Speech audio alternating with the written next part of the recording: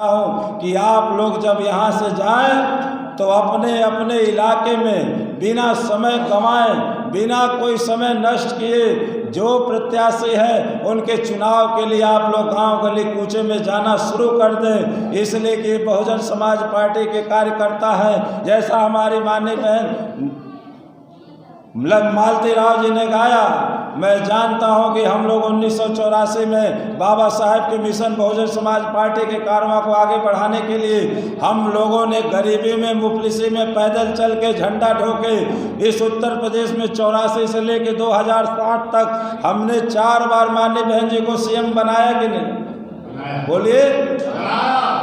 जब हम उस समय बना सकते हैं 4 बार, तो इस समय तो जनता आवाज दे रही है कि बहना आप संघर्ष करो, हम आपके साथ हैं। 5वीं बार गांव में आप पहुंच जाइए, सभी लोग तैयार हैं। इसलिए मैं कहना चाहता हूं आप सभी लोगों से कि मेरे बहुजन समाज पार्टी के कार्यकर्ता बंधुओं, आज वक्त आ गया है। आप बहादुर कार्यकर्ता हैं। माननीय बहन जी ने 50% नौजवानों को पदाधिकारी बनाया है। 50% नौजवानों को पदाधिकारी के साथ आज आप देख लीजिए, आज आपके जो प्रत्याशी प्रभारी घोषित हुए वो भी नौजवान हैं। उनको आशीर्वाद कौन दे रहा है? आज की अध्यक्षता कर रहे माननीय श्री भगवान दास पूर्व विधायक दे रहे हैं। इसलिए मैं कहना चाहता हूं आप सभी से कि आज नौजवानों की ताकत को पहचानना होगा। मेरे नौजवान साथियों, आप लोगों को माननीय बहन जी ने पदाधिकारी बनाया, इसलिए आप नौजवान हो। नौजवानों की जवानी की कहानी होनी चाहिए, दरिया में रवानी होनी चाहिए। एक कतरे से खत्म नहीं होती कहानी मेरे, जाके दरिया में मिलती है रवानी मेरे। हम वो कतरा नहीं जिसमें दरिया समा जाए, हम वो कतरा है जिसमें दरिया आके समा जाए। इसलिए मैं कहना चाहता हूं अपने वजूद को पहचानो। ये बहुजन समाज पार्टी के कार्यकर्ता है जो मुफलिसी में पले हैं, जो खेत खलिहानों में पल के पड़े हैं, जो झोपड़ी में मड़ई में रहते हैं। मान सम्मान स्वाभिमान के लिए सर कटा सकते हैं लेकिन सर झुका नहीं सकते हैं। बहुजन समाज पार्टी के वो बहादुर कार्यकर्ता है जो धरती का सीना चीर के अनाज उपजाते हैं, समंदर में डूब के मोती निकालते हैं, कोयले की खानों में काला हीरा निकालते हैं, सुई से लेके हवाई जहाज बनाते हैं। दशरथ मांझी माउंटेन मैन मुसार का बेटा जब छेनी हथौड़ा उठाता है तो पहाड़ों को चीर के रास्ता बना देता है। ये वो बहुजन समाज पार्टी के कार्यकर्ता है जो यदि चट्टान को हथेली में पकड़ के बंद कर दे और एक बार जय भीम का नारा बुलंद कर दे, चट्टान भी टूट के बालों बन के नीचे बिखर जाता है। यदि आप धरती का सीना चीर के अनाज उपजा सकते हो, समंदर में डूब के मोती निकाल सकते हो, तो मैं समझता हूं कि 2022 में भी हाथी पे बटन दबा के बीएसपी की सरकार बना सकते हैं। इसलिए मैं कहना चाहता हूं, आओ मिलके भाईचारा बनाओ। एक एक वोट कीमती है। साम दाम दंड भेद लगा के हमको वोट लेना है। हमको विरोधियों से सीख लेनी चाहिए। आज वो सरकार में है तो 100 किलोमीटर की गति से दौड़ रहे हैं। हम लोगों को यदि उन लोग को परास्त करना है तो 120 किलोमीटर की गति से दौड़ना पड़ेगा कि नहीं? घर बैठे रहने से काम नहीं होगा। इसलिए मैं कहना चाहता हूँ आपसे कि गेहूं का आटा का रोटी खा के यदि केंद्र और प्रदेश में सरकार बना सकते हैं तो हम लोग गेहूं के आटे की रोटी खा के क्यों नहीं सरकार बना सकते? बना सकते हैं कि नहीं? फर्क क्या है? हम 10 साल सत्ता से बाहर क्यों हैं? वो सत्ता में इसलिए है कि उन लोगों ने अपने महापुरुषों के विचारों को धरातल पे जिंदा रखा। लेकिन हम लोग बाबा साहब को 6 दिसंबर 14 अप्रैल के बाद भूल जाते हैं। हम बाबा साहब के विचारों को धरातल तक नहीं ले जा पाए। बाबा साहब के विचारों को धरती अंतिम व्यक्ति तक ले गए होते। इसलिए मैं कहना चाहता हूं कि यदि आप बाबा साहब को मानते हैं तो सारे लोग हाथ उठा देंगे। नहीं सुनिए, पहले सुन लीजिए, बाबा साहब को कितने लोग जानते और मानते हैं? हाथ उठाएं। अब नीचे करा लो। अब बाबा साहब के विचारों को बाबा साहब ने ये कहा, निवेदन और उपदेश नहीं दिया, बाबा साहब ने आदेश दिया कि ऐ बहुजन समाज के लोग जाके अपने दरों दीवारों पे लिख दो, हम इस देश के हुक्मरान और शासक हैं। अब हाथ उठाइए कि इस विचार को कितने लोगों ने अपने घरों की दीवारों पे लिखा।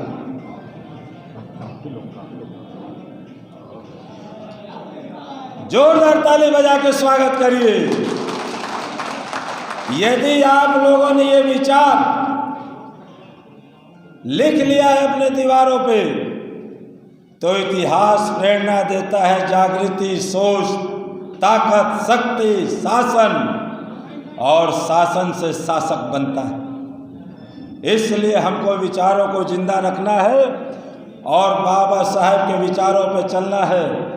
मान्य बहन जी 24 घंटे में 20 घंटे काम कर रहे हैं। मान्य बहन जी वो शख्सियत हैं जो एक वोट से सरकार बनाती है और एक वोट से सरकार, दुनिया में कोई ऐसा नेतृत्व।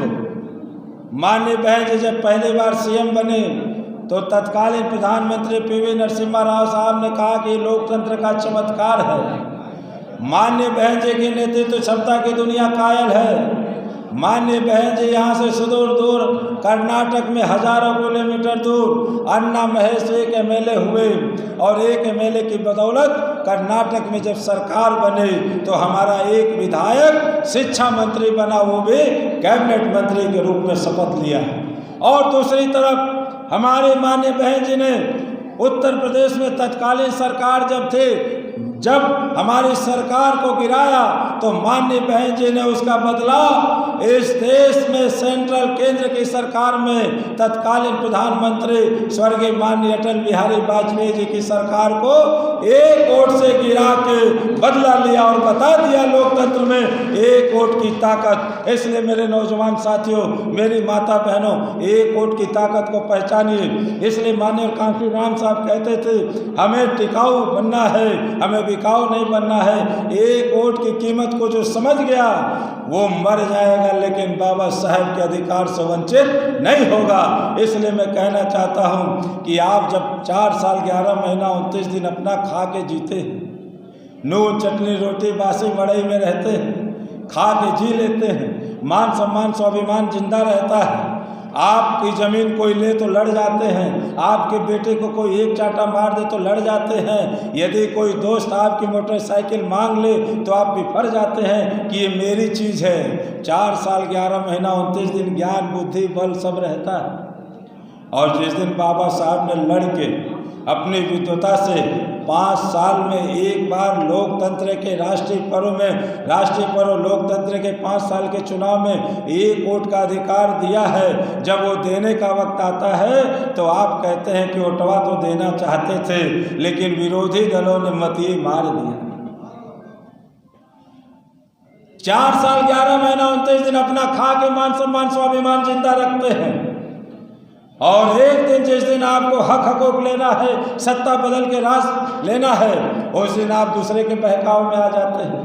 मैं आपसे हाथ जोड़ के प्रार्थना करने आया हूँ कि 4 साल 11 महीना 29 दिन अपने लिए जीते हैं, मान सम्मान स्वाभिमान से किसी के बहकावे में नहीं आते हैं, तो एक दिन यदि बाबा साहब के सिपाही हैं, माननीय कांसी राम साहब के अनुयायी हैं और बहन जी के सच्चे भाई हैं, तो 22 में नून रोटी खाना और हाथी पे बटन दबाना और माननीय बहन जी को 5वीं बार सीएम। इसके लिए पैसा लगेगा, लड़ाई लड़नी है। अरे साम दाम दंड भेद विरोधियों से भी सीख लीजिए। वो अपने मकसद में जाने के लिए साम दाम दंड भेद लगाते हैं। विरोधियों की अच्छी बातों को सीख लेना चाहिए। हम सभी का भाईचारा कैसे बनेगा? मान लीजिए कि 1 लाख हम वोट पा गए, हम 1 लाख 1 वोट पा गए और विरोधी 1 लाख पाया, तो कौन हारेगा? बोलिए। 1 लाख जो पाएगा वो हार जाएगा और बीएसपी 1 लाख 1 वोट पा जाएगी तो हाथी निशान अब वो एक वोट किसका होगा? भाईचारा में पिछड़े का होगा, अक़लियत का होगा, दलित का, वंचित का, शोषित का होगा, किसका होगा ये कोई नहीं जानता है। इसलिए हमको सर्वजन समाज की बात करनी है, हमको भाईचारा बनाना है, हमको मानवता की बात करनी है, हमको इन लोगों की परिपाटी पे नहीं चलना है। मैं विरोधी दलों का नाम इसलिए नहीं लेता, नेताओं का नाम इसलिए नहीं लेता कि मान्य कांसी राम साहब जी ने कहा था, जिसका वजूद मिटाना हो उसका नाम लेना बंद कर दो। लड़ाई, आलोचना, विरोध केकर होला? जे सत्ता में आसीन होला। बहुजन समाज पार्टी न केंद्र में है न प्रदेश में है, लेकिन सबसे ज़्यादा विरोध कौन करता है? जो केंद्र में और प्रदेश में शासन में है, वो भी बहुजन समाज पार्टी का विरोध करता है। और जिसको निषाद साहब ने बताया, जिनके पिताजी को 89-93 में सीएम बनाया, आज उस समाज के राष्ट्रीय अध्यक्ष, पूर्व मुख्यमंत्री हैं, क्षेत्रीय पार्टी है, वो भी किसका विरोध करती है? बहुजन समाज। इससे सिद्ध होता है कि 84 में भी बहुजन समाज पार्टी की हाथी मजबूत थी और 2022 में भी हाथी आगे बढ़ रही है, बीएसपी की सरकार बनने जा रही है। इसलिए हमको किनसे सावधान रहना है? जो हम लोगों के दल में रह के मंत्री, एमएलए, एमपी हो गए, उनका स्वार्थ सिद्धि हो गया, अब वो बीएसपी को कमजोर करने में लगे। तो हमको किनसे सावधान रहना है? जो हमारे बहुजन समाज के भाईचारा को बिगाड़ने का काम कर रहा, जो हमारे दूध में नींबू निचोड़ने का काम कर रहा है, हमको ऐसे लोगों से सावधान रहना है। इसलिए मैं कहना चाहता हूँ कि हमको भाईचारा बनाना है। समादर पे जलाना ही नहीं काफ़ी है, रूहे इंसान जगाओ तो कोई बात बने। हाथ से हाथ मिलाने से नहीं फायदा, अब दिल से दिल मिलाओ तो कोई बात बने, बात बने बात। हमको करना क्या है? आज एक तरफ ये ताक रहे हैं, कौन? जो शासन सत्ता में है। और मैं अपने कार्यकर्ताओं से भी कहना चाहूँगा कि हमको जन कल्याणकारी नीतियों का, माननीय बहन जी के कामों का ज़्यादा से ज़्यादा बात बताना है। विरोधियों के नेताओं का नाम नहीं लेना, उनके जन विरोधी नीतियों को बताना है कि जन विरोधी नीति के तहत ये काम कर रहे हैं। हमको किनसे सावधान रहना है? एक तरफ जो केंद्र में, प्रदेश में शासन में काबिज हैं, वो भी बीएसपी की ओर देख रहा है, और दूसरी तरफ क्षेत्रीय पार्टी के राष्ट्रीय अध्यक्ष विपक्ष में हैं, वो भी बहुजन समाज पार्टी की तरफ देख रहे हैं। हमको करना क्या है कि कभी चिलमन से ये झांके, कभी चिलमन से ये झांके, कभी चिलमन से वो ताके। हमको और लोगों की तरह नहीं कहना है कि कभी चिलमन से ये झांके, कभी चिलमन से वो ताके, लगा दो। हमको यही बात नहीं कहनी है।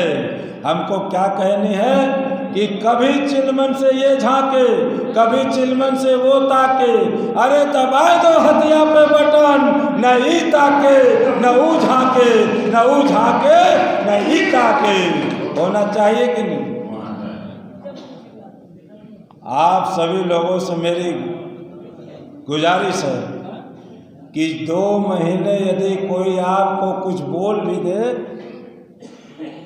तो गांव में एक कहावत है कि 100 बोलता है, एक चुप्पा। कम खाना, गम खाना, एक बित्ता मान जाओ, हमन का फौरल पेड़ का डाढ़ है जा। सब जान रहे हैं कि बीएसपी की सरकार बनने जा रही है, इसलिए वो हम लोगों को हर तरह से उपाय लगाएंगे कि इनमें नफरत, द्वेष, ईर्ष्या, जलन, भाईचारा बिगड़े। हमको 2 महीने जब तक चुनाव ना हो जाए, सबकी सुनना है और करना मन की है। हमको किसको देखना है? महापुरुषों के विचारों को, बाबा साहेब माननीय कांसी राम साहब और आज माननीय बहन जी को देखना है, हाथी निशान नीला झंडा को देखना है। अंत में मैं जाते जाते एक बात कह के जाना चाहूँगा कि आप सभी आशावादी बने। हम लोगों की ताकत को विरोधी समझता है, हम लोग अपनी ताकत को समझ जिस दिन जाएंगे, इसलिए मैं कहना चाहता हूँ ये संतों गुरुओं महापुरुषों के विचारों पे चलने वाली पार्टी है। संतों गुरुओं के विचारों पे चाहे संत गाड़गे से लेके संत गुरु घासीदास, रविदास, कबीरदास, नारायणा गुरु, इनके विचारों पे चल के ये पार्टी यहाँ तक आई। ये मानवता की बात करती है, इनके विचारों पे चल के आज पार्टी यहाँ तक आई है। उसका उदाहरण मैं एक बार दे के अपनी बात समाप्त करना चाहूँगा कि एशिया महाद्वीप का सबसे बड़ा मैदान माता रमाबाई अंबेडकर, जिसको माननीय बहन जी ने बनाया,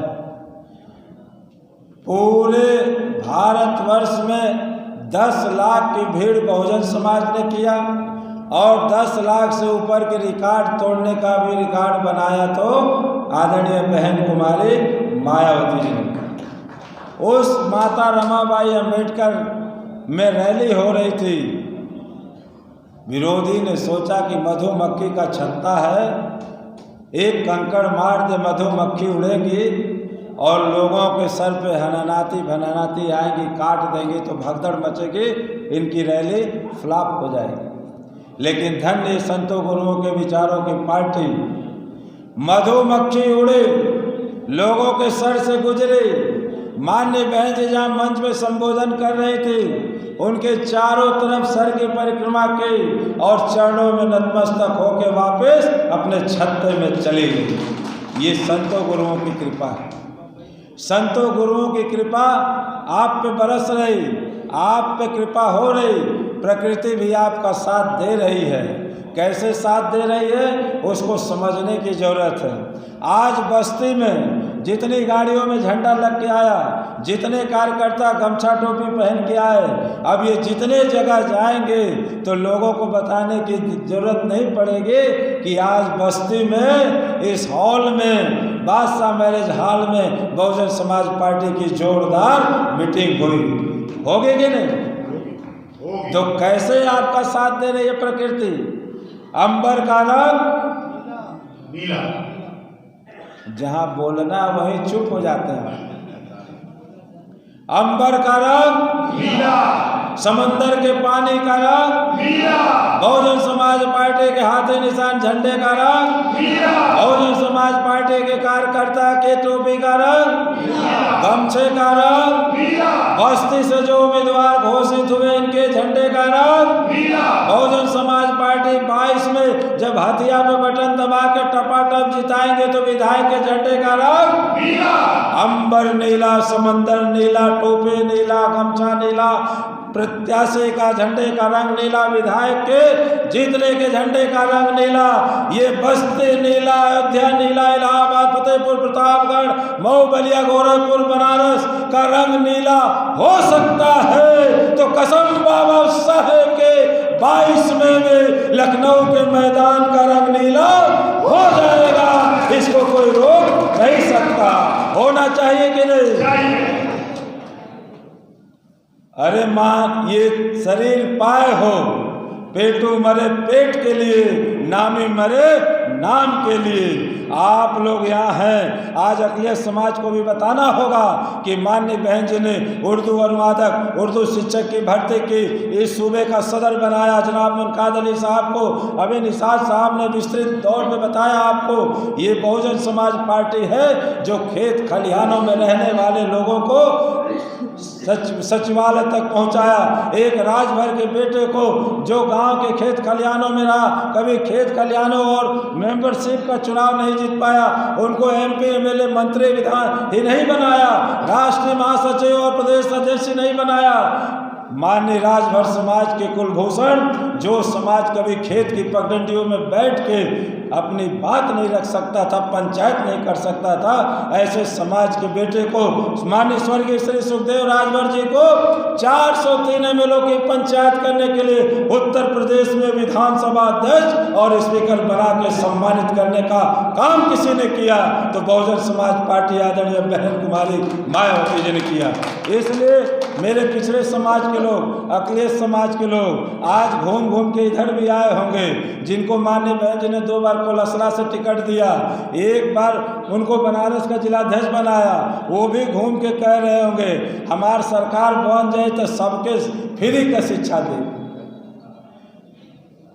और जब मंत्री पद से हटे हैं और सरकार ने जब उनका स्वागत बढ़िया से किया है तो घूम घूम हथवा जोड़ के कहते हैं कि ऐसे नहीं तो बहने जी का सरकार है। अरे जब वहाँ कुटा पिटा रहे हो तो बहुजन में थे तो थोक के भाव एमपी एमएलए मंत्री ब्लॉक प्रमुख जिला पंचायत पिछड़े समाज के हुए, और जब दूर गए तो आप कमजोर हुए। बहुजन समाज पार्टी तब भी जिंदाबाद थे, आज भी है, और जब तक धरती है जिंदाबाद रहेगी।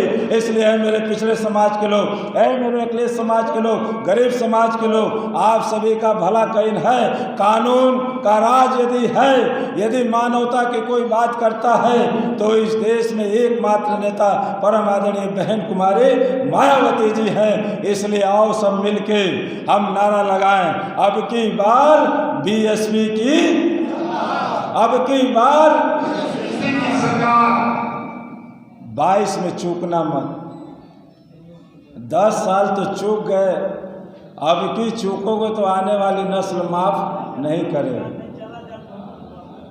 इन्हीं शब्दों के संग, क्योंकि समय काफ़ी ज़्यादा है हो गया, मैं आप सभी का अभिवादन करते हुए अपनी बात को यही समाप्त करते हुए, जो शामिल हुए उनका अभिवादन करते हुए, जो उम्मीदवार घोषित हुए प्रभारी उनका स्वागत करते हुए, आप सभी लोगों का स्वागत करते हुए एक बात कह के जाना चाहता हूँ, हिम्मत न हारिए, विसारिए न साहब मान्यवर कांसी राम।